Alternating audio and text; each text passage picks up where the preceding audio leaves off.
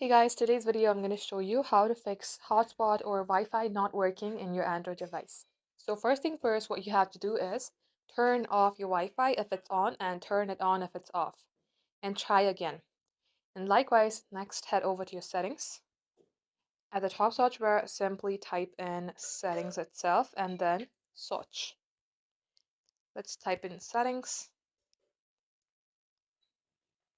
And as you do that, you will see settings on various things, right? But you have to go for apps and go for settings app info. Now in here, select storage, clear the cache. Now as you do that, scroll all the way below and select updates or software update. If you see any updation available, as you can see, I have it right here. You have to update your phone. At times when your phone is not updated, it might show you Wi-Fi problem or hotspot problem.